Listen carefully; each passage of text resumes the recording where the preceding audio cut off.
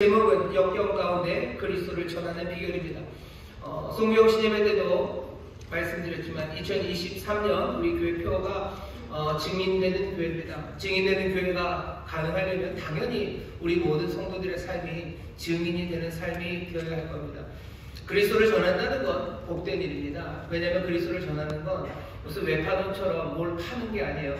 그리스도를 전한다는 건 그리스도의 놀라우신 그 역사를 전하는 겁니다. 구원하시는 분이셔요. 그리고 주님이십니다.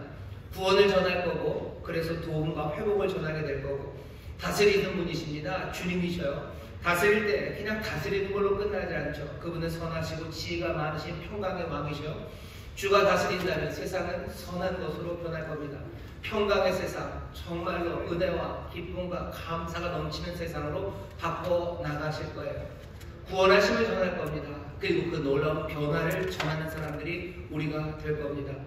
그 일을 전하는 삶을 우리에게 맡겨주셨는데요. 오늘 그 길로 함께 달려나가는 우리 인천순복음교회 모든 성도들에게 주시는 말씀은 그 일들이 그렇게 만만한 일은 아니고요. 그리고 그 증거하는 삶을 살아가는 우리의 삶의 자리가 역경이라고 말할 수 있는 어려움 가운데 있다는 사실을 먼저 여러분들에게 확인시켜 드리려고 합니다.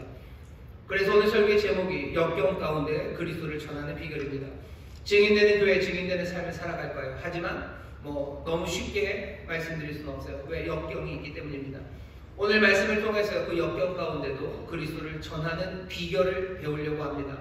왜냐하면 여기 그 비결로 역경 가운데도 그리스도를 전하고, 그 역경 가운데도 그리스도가 주시는 기쁨과 그리고 그 감격을 누리며 살아갔던 사람이 있어요.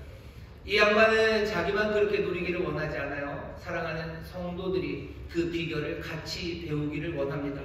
오늘 보면 12절에 그렇게 시작하죠. 형제들아, 나의 당한 일이 도리어 복음의 진보가 된 줄을 너희가 알기를 원하노라. 역경 가운데 있는 내 삶을 통해서 그리스도가 증거된 그것들을 알기를 원한대요. 빌립보 교인들에게만 알기를 원하는 게 아닙니다. 오늘 바울의 이 빌립보서 편지를 통해서 주님이 우리에게 알려주고 싶으신 거죠. 역경 가운데도 증인되라고 우리를 부르시니까, 역경 가운데 너희가 증인될 수 있다, 그리스도를 증거하며 전하며 살 수 있다, 그 비결을 알려주마 지금 말씀하고 계십니다.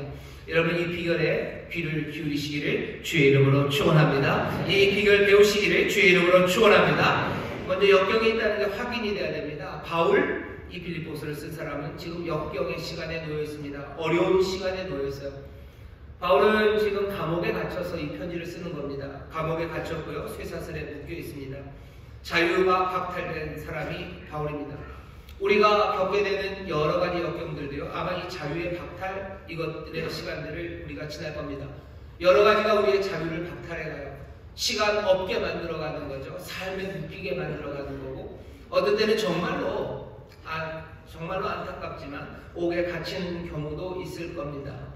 꼼짝 못하게 하는 일들이 얼마나 많은지 몰라요. 여러 가지 것들로 꼼짝 못하게 우리를 짓누릅니다.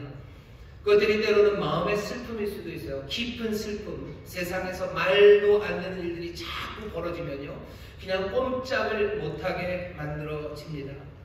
바울은 감옥에 갇혀서 자유가 박탈된 역경을 지금 겪고 있습니다. 바울은 게다가 죽을지 살지 모릅니다. 재판을 앞두고 있어요. 3년 살고 나가는 건 아니에요. 15년 살고 나가는 거 아니에요. 지금 바울은 재판의 결과를 앞두고 있습니다. 죽을지 살지 모르고요. 바울의 생각은 아마도 죽기가 더 쉽겠다라는 생각을 합니다. 왜? 로마라는 곳이 그래요. 로마라는 곳이 그냥 훅 하면 죽일 수 있는 곳이에요. 그러니 죽을지 살지 모르는 상황, 아니 죽기가 더 쉬운 상황, 불안하고 염려, 그 역경에 지금 바울은 놓여 있습니다. 우리도 불안하죠. 그리고 우리도 염려합니다. 불안하고 염려하기 시작하면요, 뭐가 정신이 없어져요. 여러분들 뭐가 불안하게 하죠? 죽을지 살지 잘 모르시겠죠. 내 자녀가 대학을 갈지 안 갈지 잘 몰라요. 가더라도 얘가 잘 다닐지 안 다닐지 모르겠고, 우리 남편이 직장에 들어갈지 안 들어갈지 잘 모르겠어요. 이 병이 나을지 안 나을지 잘 모르겠어요. 정치가 어떻게 될지 잘 모르겠습니다. 지난 한 해 미사일이 한반도 이 근처에서 얼마나 많이 날았습니까? 올해는 얼마나 나을지 모르겠어요. 이전까지는 다 바다에 떨어졌는데 이제는 혹시나 땅에 떨어질지 안 떨어질지 모르는 상황입니다. 불안과 염려, 역경에 놓여 있습니다. 이 역경의 시간들은요, 사람들을 괴롭게 합니다.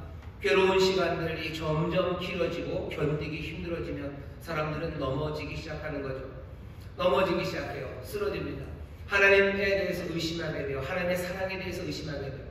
하나님이 나를 사랑하시는데 왜 현실이 일어나는 거죠? 왜 내 자유는 박탈되고 나는 왜 염려와 근심 가운데 살아가야 되는지 그걸 잘 모르겠다는 겁니다.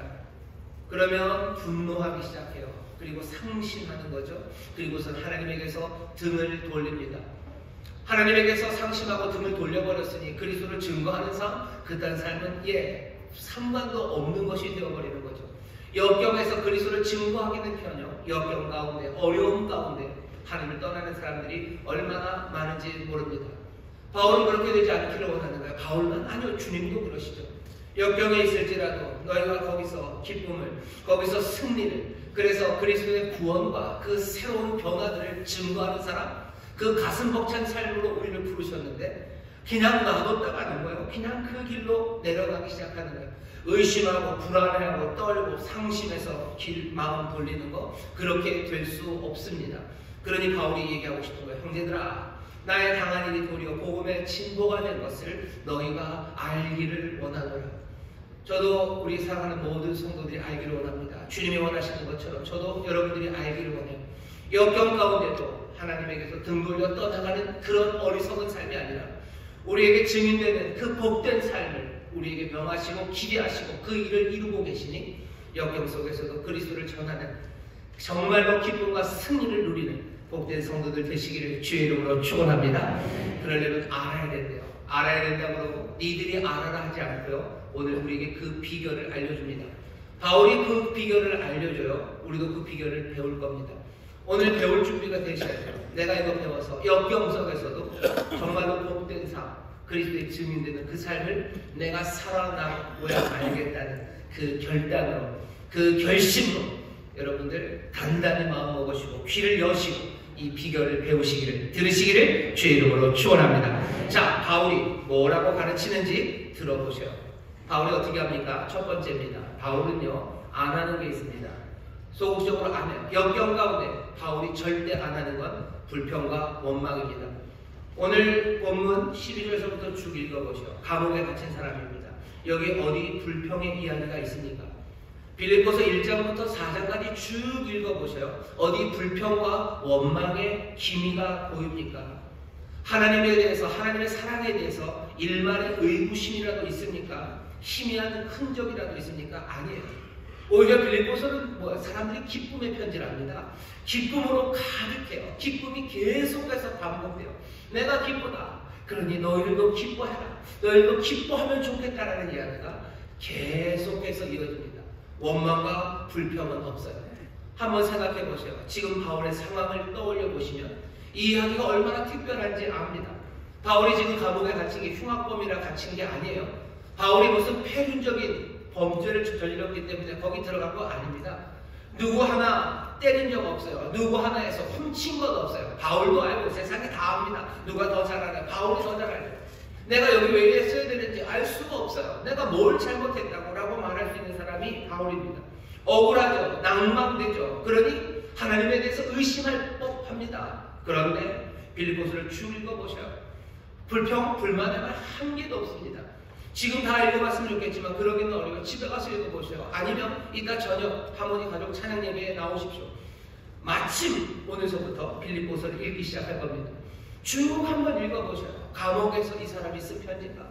감옥에서 이 사람이 이걸 정말로 그 억울한 사람이 쓴 건가? 예, 맞습니다. 그러나 불평과 원망은 절대로 없습니다. 한 개도 없습니다. 그럴로 갈 수 있는 생각의 한 조각조차도 빌립보서에서는 찾아볼 수 없어요. 왜 그렇습니까? 어떻게 바울은 정말로 이 역경 속에서 원망과 불평 없이 살 수 있습니까? 그렇게 할 수 있었던 이유는 하나예요. 하나는 하나님에 대해서 바울의 생각이 올바랐기 때문입니다. 하나님이 어떤 분이신지에 대해서 바울이 분명하게 알았기 때문이요. 하나님 어떤 분이십니까? 바울은 하나님의 사랑을 절대적으로 확신합니다. 그리고 그 사랑의 확신 위에 자기의 삶을 흔들리지 않게 세워놓습니다. 여러분들 기억하셔요. 하나님은 여러분들을 사랑하시는 줄 믿습니다. 하나님의 사랑은 변함없는 줄 믿습니다. 마귀는 시험합니다. 고통과 환난 역경 중에서 계속해서 시험해요. 하나님의 사랑을 시험하는 거죠. 하나님이 너를 사랑하실까? 아니 거기서 더 나가서 하나님이 계실까? 계속해서 시험하지만 바울은 아닙니다. 그 시험에 넘어가지 않아요. 하나님이 사랑하신다는 사실, 그 사실에서부터 시작해요. 내 역경에 대해서, 내가 당하는 이 어려움에 대해서 여러 가지 설명이 가능할 겁니다. 내가 왜 이렇게 됐는지 사람들이 이런저런 얘기할 거예요. 나도 내 어려움에 대해서 내 나름대로 설명할 수 있어요. 어쩌면 내가 잘못한 거고, 어쩌면 정말로 재수가 없었던 거고, 어쩌면 누구 탓이고, 여러 가지 내 역경에 대해서 설명하겠지만 절대로 받아들일 수 없는 설명 하나는 뭐죠? 하나님이 나를 사랑하지 않는다는 설명이에요. 하나님이 나를 사랑하지 않아서 이 역경에 두셨다는 설명, 그것만은 받아들일 수 없습니다. 여기 이렇게 행하시는 게 하나님의 사랑에 어긋나는 일이 지금 벌어지고 있는, 아니 그건 절대 아닙니다. 그건 절대 아니에요. 바울은 그것을 확신하는 사람입니다.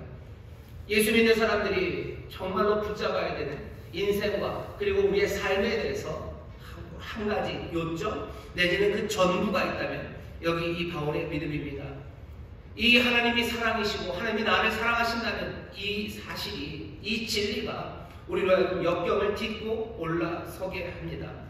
하나님의 사랑을 의심하면 어떻게 돼요? 그때부터 세상은 무너져 내리는 거예요. 걷잡을 수 없이 무너집니다. 하나님이 나를 사랑하지 않으셔요? 하나님이 안 계셔요? 그러고 나면 근심과 염려가 몰려오는 거예요. 근심하고 염려는 이제 내게 되는 거죠. 내게 되는 근심과 염려는 그냥 몇 번 파도가 치고 그만둡니까? 아니요, 파도가 멈추지 않는 것처럼 근심과 염려는 계속해서 다가오는 거예요.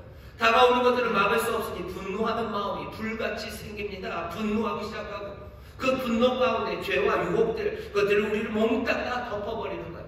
그것들 내가 이길 수 없으니 난 낙심하는 거예요. 포기하게 되는 거예요. 살아도 사는 게 아니게 되는 겁니다. 사망의 길로 걷잡을 수 없이 내려가기 시작하는 것. 하나님이 나를 사랑하시고 하나님이 나를 사랑하시는 그 믿음이 흔들릴 때 그렇게 무너져 내리는 겁니다.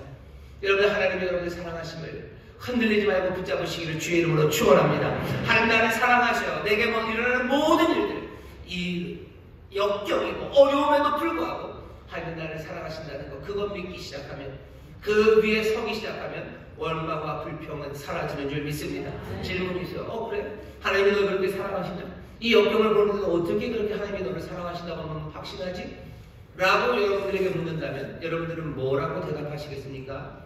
바울은 그 대답이 준비되어 있는 사람이에요. 하나님이 나를 사랑하는 증거, 확실한 증거. 로마서 8장 32절입니다. 바울은 이렇게 얘기할 거예요. 자기 아들을 아끼지 않고 내어주신 분이셔요.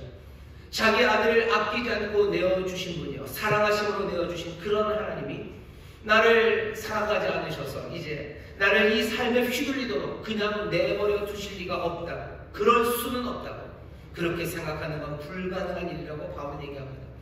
여러분 기억하세요. 하나님이 우리를 사랑하는 거, 나를 영원히 사랑하는 거 어떻게 확신하냐고요? 그분은 나를 위해서, 우리를 위해서 아들을 내어주신 분이에요. 아들을 내어주실 때 3일 렌트해 주신 거 아니에요? 그 영원한 그 자리에서 몽땅 다 피워서 이 땅에 오시는 그 일을 아버지는 그렇게 하시는 거예요.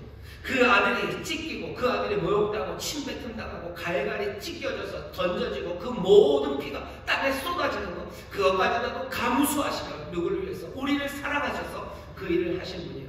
그 피가 생생하게, 그 찢겨진 몸이 생생하게 우리 앞에 있어요. 이건 세상의 어떤 것보다도 확신합니다. 세상이 그러니 없어진다 할지라도 하나님의 이 사랑은 없어지지 않아요. 우리를 사랑하는 하나님의 사랑은 확실합니까? 예, 확실합니다. 어떻게 합니까? 자기 아들을 아끼지 않고 내어주신 분이기 때문입니다. 여러분도 이 대답을 분명히 기억하시기를 주의 이름으로 축원합니다. 사탄이 와서 뭐라고 하나님 너를 사랑, 야, 이 역경, 이 인생이 이렇게 막 돌아가는데 하나님 너를 사랑하셨으면 이렇게 두겠냐?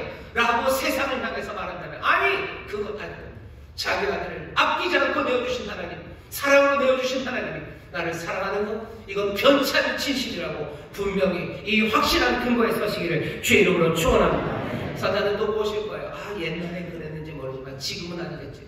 지금 네 꼴을 보내는 거죠. 이 역경을 만들어 놓은 네 못남과 네 약함과 네 악함을 보내는 거야. 네 실수로 이렇게 만든 거 아니냐.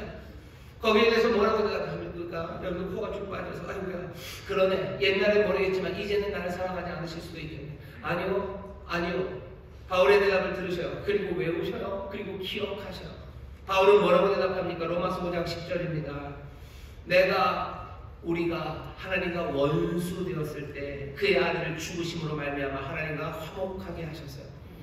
우리가 전에 하나님의 구원을 누리려고 아버지가 그 아들을 내어주셨을 때 그때는 우리가 뭐가 좀 괜찮아서, 그때는 지금보다 훨씬 더 순수해서, 그때는 피부도 좀 예쁘고 얼굴도 좀 괜찮아서, 그때는 좀 잘 나갔기 때문에 하나님이 아들을 내게 보내시고 우리를 위해서 보내시고 우리를 살리신 거 아니에요.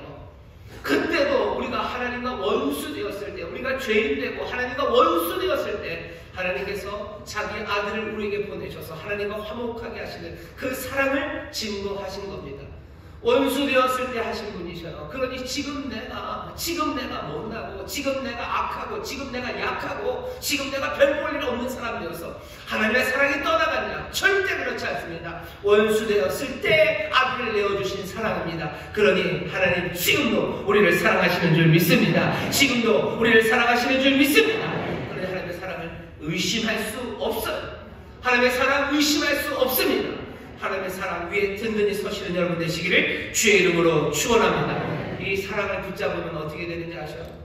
나에게 왜 이런 일이 있을까? 불신자들, 하나님 믿지 않는 사람들은 잘만 사는데 라는 이야기, 이 불평과 원망의 말, 이 말 나오지 않습니다. 이 말이 나올 때 어떻게 하셔야 돼요? 여러분들 벌떡 일어나셔야 돼요. 왜 내게 이럴까? 잘하는 사람들은 잘 사는데 그 원망과 불평 다음에 뭐 하나님 왜 이러실까 싶은 거예요. 왜 이러시나? 그건 나중에 생각하세요. 하나님이 나를 사랑하신다는 그 사랑을 붙잡으며 벌떡 일어나서 나와 나의 구원을 위해서 아들을 내어주신 하나님, 그 하나님은 여전히 나를 사랑하신다고 여러분을 외치시고 여러분의 마음에 다시 한번 새기십시오. 그때 정말로 그 확실한 사랑 위해서 하나님의 뜻과 방법을 의심하지 않아요. 그리고 거기서부터 불평과 원망은 멈춰지기 시작하는 줄 믿습니다. 하나님의 사랑에서 우리를 끊을 수 있으니까 못 끊습니다. 로마서 8장 38절에서 39절 보셔. 뭐가 끊을 수 있어요? 안 돼요. 사망도 못 끊어요. 생명도 못 끊습니다. 예, 천사 안 됩니다. 권세자들 안 됩니다. 현재이 나를 하나님의 사랑에서 끊을 수 없어요. 장래일도 끊을 수 없어요. 능력도 안 돼요. 기쁨도 안 돼요. 높음도 안 돼요. 세상의 어떤 피조물이라도 우리 주 예수 그리스도 안에 있는 하나님의 사랑, 우리에게 향하신 그 하나님의 사랑에서 우리를 끊을 수 없는 줄 믿습니다. 하나님의 사랑을 분명히 붙잡으셔요. 그러면 원망과 불평은 멈추는 줄 믿습니다. 원망과 불평을 하지 않는 또 다른 이유는 뭔지 아십니까? 바울은 자기 자신을 보지 않습니다. 20절 보면 이렇게 돼 있어요. 나의 간절한 기대와 소망을 따라 아무 일에든지 부끄럽지 아니하고 오직 전과 같이 이제도 온전히 담대하여 살든지 죽든지 내 몸에서 그리스도가 존귀히 되게 하려 하노라. 이게 무슨 얘기야? 이제껏 내 기대와 내 소망, 내 담대함은요, 나를 위하고 해서 내 삶을 위해서 나는 담대했어요. 내 삶을 향해서 나는 소망했어요. 나는 내 삶의 기대를 가지고 살았던 사람이에요. 바울도 그랬습니다. 근데 20절 보세요. 나는 그 모든 기대와 내 모든 소망과 내 모든 담대함이요, 나는 없어요. 내 몸에서 그리스도가 존귀하게 되는 것, 나는 그것을 위해서 살아요. 여러분들 원망과 불평, 그리고 그 두려움과 염려에서 벗어나서 기쁨과 감격으로 살아가기 위해서는 여러분들의 눈을 여러분들 자신에서 다른 것들로 돌려야 합니다. 다른 것들로 돌려야 돼요. 여러분 역경에 놓인 사람이 있어요. 유명하게 역경에 놓인 사람은 치과에 간 어린아이입니다. 치과에 간 어린아이는 얼마나 역경에 놓입니까? 아프고 불안하고 떨리고 죽을지 살지 모르겠고 왜 나는 엄마는 나를 여기다 가져다 놨고 온갖 실망과 가슴 아프고 역경에 놓인 아이, 그 아이에게 어떻게 치과 치료가 진행이 되죠? 어린이집과 같은 데 보면은 만화 영화 틀어놔요. 재미는 뽀로로 보다 보면 하고 뽀로로 보다 보면 끝나는 거죠. 내 아픔 나에게 집중하지 않아요. 거기에 집중하는 거예요. 치과 병원처럼 그렇게 뽀로로 영화를 못 틀어주면요, 할머니들 어떻게 저기 보내는 거죠. 이빨이 아니죠. 치아에다가 치를 걸어놓고 저기 보내요. 그렇게 훅 하고 뽑는 거예요. 여러분들 할머니가 하시는 일이 심리 상담사들이 하는 일과 비슷합니다. 그분들 돈 많이들 받으셔요. 그분들이 다 듣고서 하는 이야기가 뭐예요? 여행 가라고 그러죠. 취미생활 좀 해보라고 그러시죠. 강아지 길러보라고 합니다. 그 얘기가 뭐죠? 삶의 관심을 돌리는 거예요. 내가 내 슬픔에, 상실의 슬픔에 내가 집착하기 시작하고 거기에 매달리기 시작하면 자기 연민에 빠져드는 거예요. 모든 역경에서 벗어나는 길은요, 자기 자신을 보는 게 아니라 다른 것들을 보는 겁니다. 사실은 사람들이 그걸 알아요. 그러니 뭐 하는 거예요? 상관없는 다른 것들을 보죠. 내 애인이 떠나갔어요. 그것과 술이 무슨 상관이 있습니까? 아무 상관없어요. 근데도 그 슬픔을 감당할 수 없으니까 어디로 가는 거야? 술을 보는 거야. 술 먹는 거야. 아니면 다른 여자예요. 다른 여자와 이 떠난 애인이 무슨 상관이 있습니까? 상관없어요. 그런데도 관심을 돌려가는 거죠. 그게 유익이 돼요. 그것이 내 삶을 좀 더 그 아픔에서 치료를 해줍니다. 하지만 결국 간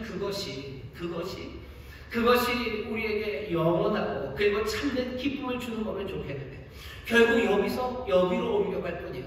이 아픔에서 저 아픔으로 갈 뿐이죠. 그리고 때로는 그것이 훨씬 더 위험합니다. 그러니 사망에서 사망으로 가는 거예요. 굴러떨어지며 또 굴러떨어지게 가는 것이 인생이에요. 내 삶에 대해서 다시 생각하셔요. 바울은 어떻게 해요? 나 자신이 아니에요. 누구를 바라보기 시작합니까? 나는 그리스도가 존귀하게 되기를 기대하는 거예요. 나는 이제 혼자 사는 내가 아닙니다. 나는 그리스도 안에서의 삶이에요. 나는 그의 나라의 백성이에요. 나는 그의 자녀예요. 나는 그를 위하여, 그 나라와 그 영광을 위하여 살아갑니다. 관심을 나에게 두기 시작하면 그때는 벗어날 수가 없습니다. 바울은 묻지 않아요. 뭘 묻지 않아요? 나에게 왜 이런 일이 생겼을까? 묻지를 않아요. 원망과 불평도 하지 않을 뿐만 아니라 왜 내게 이런 일이 생겼을까? 묻지 않습니다. 왜 나한테만 이런 일이 생겼을까? 묻지 않아요. 문제는 뭐예요? 이렇게 묻는 게 문제입니다. 원망과 불평, 그것들이 멈춰지기 위해서는요, 여러분의 삶을 다시 한번 보세요. 이제는 내가 사는 게 아니라 그리스도가 사는 겁니다. 내 키가 한 자나 자라기 위해서, 내 만족을 위해서 사는 게 아니라 그의 나라와 그의 의를 위해서 사는 겁니다. 그러면 나를 잊어버리는 거 아닙니까? 나를 잃어버리면 내 삶이 어디 있습니까? 예, 맞아요. 나를 잃어버리고 더 아름답고 복된 가치를 바라보는 그 사람들이 새 삶을 살아가는 겁니다. 할머니들 기억하셔요. 치과에 있는 어린아이들 기억하셔요. 그리고 세상에 있는 많은 상담사들이 뭐라고 얘기하나 들어보세요. 결국 너 말고 다른 것 보라고 그러는 거죠. 무엇을 봐야 합니까? 이 땅에 있는 것 보면 결국은 이 땅의 것 염려하다가 쓰러지게 될 거예요. 하지만 영원한 것과 그리고 참된 것 그리고 참 생명이 되신 예수 그리스도 바라보기 시작할 때 우리의 삶이 이 역경에서 벗어나고 원망과 불평 대신에 기쁨과 감사로 살게 되는 줄 믿습니다. 살게 되는 줄 믿습니다. 여러분 이 태도를 가지셔요. 하나님 나를 사랑하시는 거 붙잡으시고 나는 나를 위해서 사는 사람 아니에요. 내 영혼에 빠져 살아가는 사람 아니에요. 나는 그리스도 안에서 살아가는 사람이에요. 나는 하나님의 백성이에요. 하나님의 자녀예요. 나는 하나님의 나라와 그 의를 위해서 나는 그 영광을 위해서 삽니다. 나를 바라보지 않으니 원망할 일 없습니다. 나를 바라보지 않으니 불평할 일 없습니다. 더 크고 위대한 것을 향하여 달려나가시기를 주의 이름으로 축원합니다. 원망과 불평이 그치기를 주의 이름으로 축원합니다. 역경 속에서 원망과 불평하지 않으면 됩니다. 또 바울이 뭘 합니까? 이제 적극적으로 뭔가를 해요. 원망과 불평은 안 하고요. 하는 게 있습니다. 하는 일은 하나님의 기적입니다. 하나님의 도리어를 찾기 시작합니다. 12절 보세요. 형제들아 나의 당한 일이 옥에 갇힌 거예요. 도리어 복음의 진보가 된 줄을 너희가 알기를 원하노라. 도리어 하나님은 늘 이 도리어를 만드셔요. 갇혔어요. 복음을 전하러 가야 돼요. 근데 묶였습니다. 못 갑니다. 근데 12절에 뭐래요? 복음의 진보가 복음은 앞으로 가요. 갈 수 없을 거라고 생각했어요. 하지만 앞으로 가게 하셔요. 역경에 갇혔습니다. 이제는 죽고 망할 거라고 생각했어요. 아니요. 하나님의 역사가 이루어집니다. 이 도리어를 바울은 찾고 있어요. 지금 도리어를 발견했죠. 찾았으니 발견한 거 아닙니까? 여러분 예수님 그러셔요. 너희들 찾아라. 너희들 구해라. 문을 두드려라. 하나님 앞에서 구해야 되고 찾아야 되는 거예요. 도리어예요. 역경 속에 계신 여러분들 하나님의 도리어를 찾으시기를 주의 이름으로 축원합니다. 그것들을 구하시기를 주의 이름으로 축원합니다. 하나님은 늘 그렇게 역사하셨어요. 요셉의 형제들은 요셉을 죽이려고 했습니다. 하지만 하나님은 어떻게 하셨어요? 도리어 그것들로 많은 사람들을 살리는 일을 해내셨어요. 하나님께서는 이 도리어를 늘 만들어내십니다. 그러니 포기하지 마셔요. 하나님은 무슨 일을 하시려나 도대체 이것으로 무엇을 하시려나 그 도리어를 구하셔요. 그리고 그 도리어를 찾으십시오. 그리고 그 도리어의 문을 두드리셔요. 이 기대로 가득한 사람들, 이 사람들은 그 역경의 시절에 주저앉지 않을 겁니다. 눈이 번쩍 뜨여지죠. 그리고 하나님을 향해서 간구하기 시작하죠. 그리고 두리번거리기 시작하죠. 하나님이 하신 일, 그것들이 기대하기 시작하죠. 그 기대와 소망이 우리라고 역경 가운데 주저앉지 않고 그리스도의 증인으로 살아가는 그 길로 우리를 인도해 가실 줄 믿습니다. 찾아요. 주시는 분은 누구십니까? 구원하시고 다스리는 분은 그리스도셔요. 우리는 역경 가운데 구하고 찾으며 나가는 겁니다. 도리어를 꿈꾸기 시작하셔요. 갇혔지만 복음은 진보돼요. 시위대에 있는 그 군인들에게 복음이 증거됩니다. 묶였어요. 근데 보니까 나만 묶인 게 아니에요. 이 군인 녀석도 묶였어요. 얘 도망 못 갑니다. 앉아서 계속해서 나에게 복음 이야기 들어야 돼요. 이 이야기 듣고 얘가 순번이 바뀌어서 지네 부대로 가가지고 얘기하는 거죠. 저기 있는 저 주 예수 끝내주는 애라. 뭔가 잘못한 것도 없는 것 같은데 허망한 이야기만 하는 것 같지만 그것도 아닌 것 같다. 온 궁전 안에 그 로마 황제의 궁 안에 복음의 소식이 진행됩니다. 하는 도리어예요. 도리어의 역사를 이루시는 하나님을 기대하면서 여러분을 찾는 일, 그 일들을 시작하십시오. 두 번째, 바울은 어떤 사람입니까? 복음을 증거할 기회를 항상 찾습니다. 복음을 증거할 기회를 찾아요. 역경이 다가왔을 때 여러분들 그 시간을 복음을 증거할 기회로 잡으셔야 됩니다. 갑자기 느닷없이 역경이 다가와요. 바울 보셔요. 갇힌 일을 통해서 시위대의 복음이 전해집니다. 그 역경을 통해서 마음이 약했던 사람들이 바울을 보면서 담대하게 복음을 증거해요. 때로는 아예 나쁜 마음으로, 질투하는 마음으로 바울이 잡힌 김에 이제 우리 판이다, 우리라도 해서 우리 이름이라도 날리잖아요. 또 어쩌면 나쁜 의도로라도 복음을 증거하기 시작합니다. 바울이 얘기하는 거예요. 역경이 왔을 때 복음을 증거할 기회를 찾으면, 여러분들 혹시 그러시나요? 이거 뭐 담임 목사한테만 좋은 얘기인가? 예수님에게만 좋은 얘기인가? 왜 우리가 역경이 닥쳤을 때 복음을 증거하려고 애를 써야 되지? 여러분, 복음을 증거하려고 애를 쓰고 그 기회를 찾는다는 이야기를 잘 생각해 보셔요. 여러분들이 그리스도의 사람이라는 거 사람들이 다 압니다. 여러분들이 역경에 처해 있을 때 사람들이 지켜볼 거예요. 이 사람들이 뭐라고 말하나, 이 사람들이 어떻게 행동하나 지켜볼 겁니다. 그 시간, 역경의 시간에 여러분들의 말하는 말들이, 여러분들의 행동들이 그리스도를 증거하는 하나님의 은혜와 그 능력과 구원과 그 새로운 변화를 증거하는 이야기가 되어야 돼요. 누가 여러분들을 봅니까? 적들이 볼 거예요. 적들 앞에 보여주셔요. 예수 그리스도의 진리를 무시하는 사람들 앞에 보여주셔요. 이 능력이 어떤 힘인지 보여주셔요. 이 은혜가 얼마나 풍성한지 보여주셔요. 하지만 적들에게 보여주는 것만으로 충분하지 않습니다. 여러분들의 사랑하는 사람들에게 보여주셔요. 여러분들의 자녀들에게 보여주셔요. 여러분들의 자녀들에게 그리스도를 증거하십시오. 역경의 시간에 증거하십시오. 우리 아버지가 실직을 하고 돌아왔어요. 우리 아빠 교회 잘 다니는 거 압니다. 우리 아빠 장로님, 우리 아빠 집사님이야. 내가 알아. 우리 자녀들은 봅니다. 우리 아빠가 어떻게 하는지 봐요. 그 입에서 온갖 불평의 말들과 의심의 말들이 쏟아지기 시작하고, 세상 사람들처럼 낙심하고 염려하고 불안하고 어쩔 줄 모르는 거 본다면 우리 자녀들은 그냥 고개를 돌릴 겁니다. 하지만 내가, 내 자녀가 나를 보고 있다는 거, 이 역경의 시간에 내 자녀가 나를 보고 있어요. 나는 이 느닷없는 역경의 시간이 나는 복음을 증거해야 될 시간이에요. 이 비결을 내가 배웠어요. 그럼 나는 어떻게 될 것 같습니까? 하나님을 의지하는 마음이요, 하나님이 나를 사랑하셔요. 원망과 불평은, 실제간 우리 아빠 입에서 원망과 불평의 말이 나오잖아요. 실제간 내 아빠는 염려와 불안으로 떨지 않아요. 여전히 성실함으로 자기 일들을 감당하고 해야 될 그 일들을 하면서 하나하나 도리어를 구하며 찾고 문을 두드리고 구하며 나갑니다.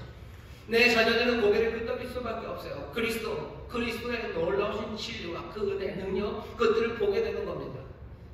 역경의 시간에 사람들이 여러분들 보고 있어요. 남편이 무너져 내리는 것 보면서 아내가 보고 있습니다.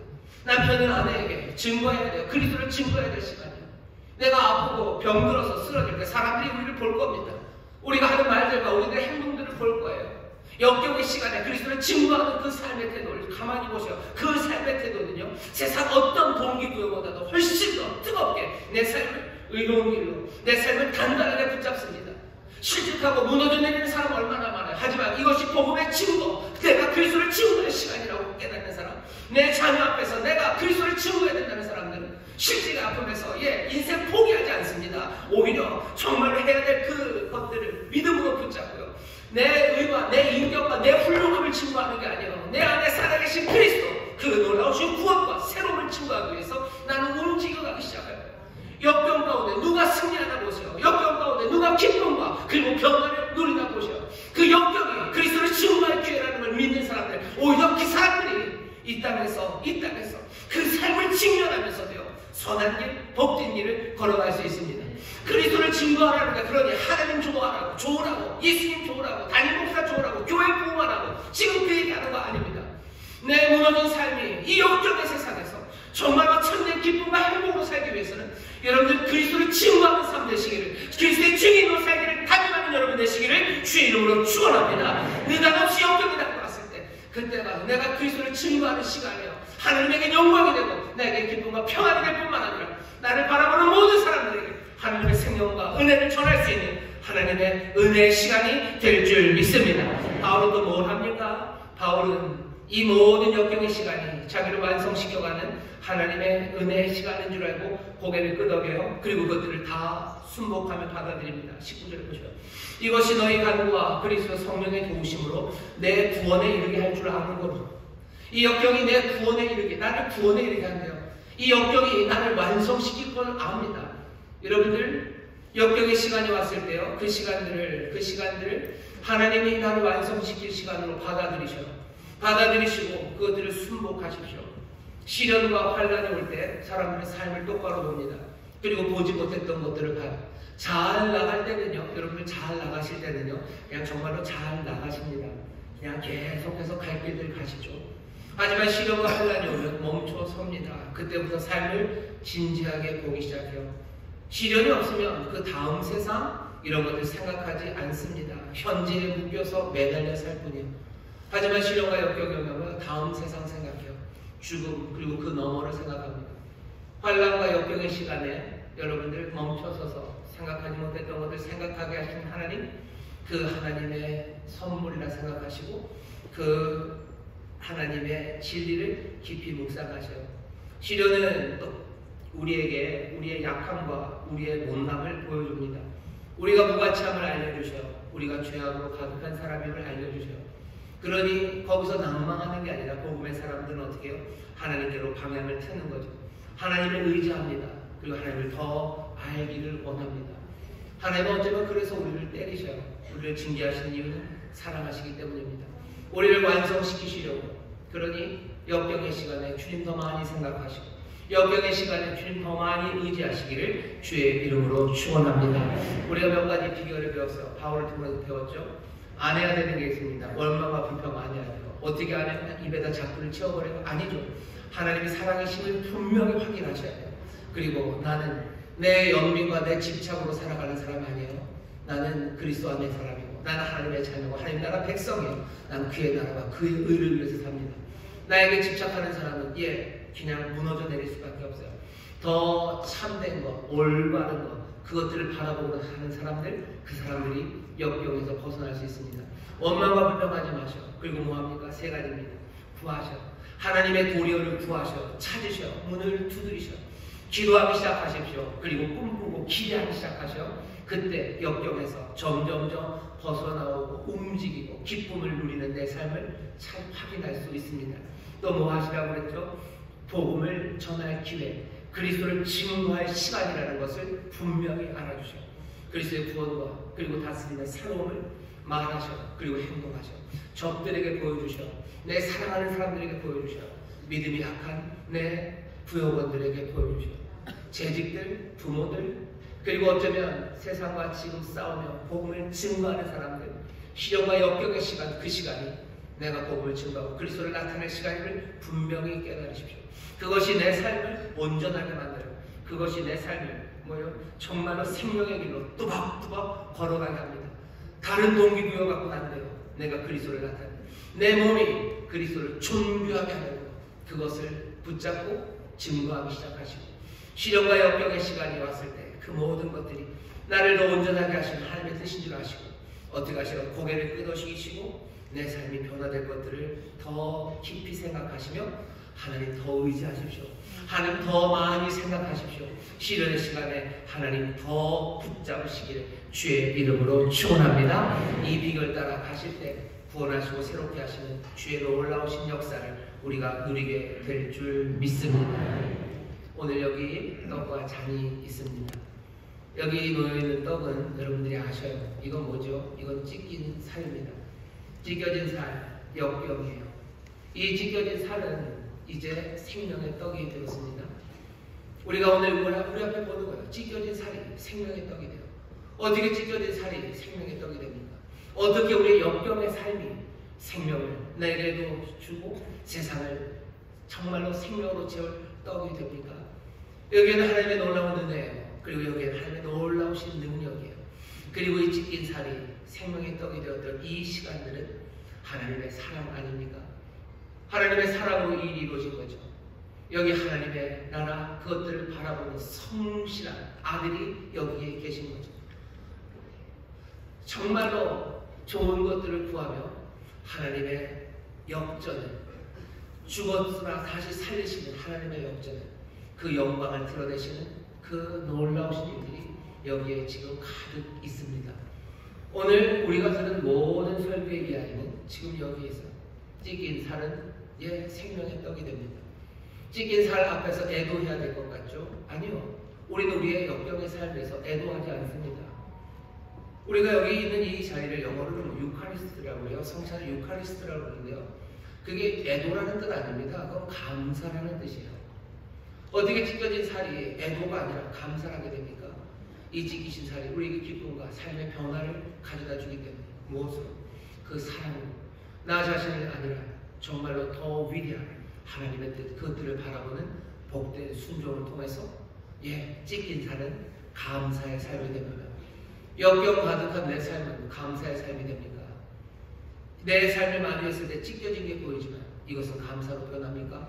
우리는 오늘 고개를 끄덕여야 됩니다.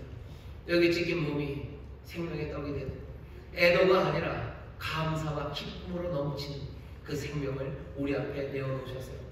이 생명을 영접하십시오. 그래서 여러분도 이 생명으로 살아가십시오. 이 삶으로 살아가십시오. 찢긴 삶이 생명의 떡이 됩니다. 그래서 내 삶은 애도해야 되는 삶이 아니라 기쁨으로 감사하는 삶이 되는 이 귀한 소망을 여러분 마음에 품으시고 2023년 역경이 앞에 있을 겁니다. 많이 찢기실 겁니다. 하지만 우리는 우리의 삶에 애도하지 않을 거예요. 우리는 우리의 삶에 감사하고 기쁨으로 가득할 겁니다. 사랑이 여기 있기 때문이요. 여기 주님을 위해서 살아가는 사람이 여기 있기 때문입니다.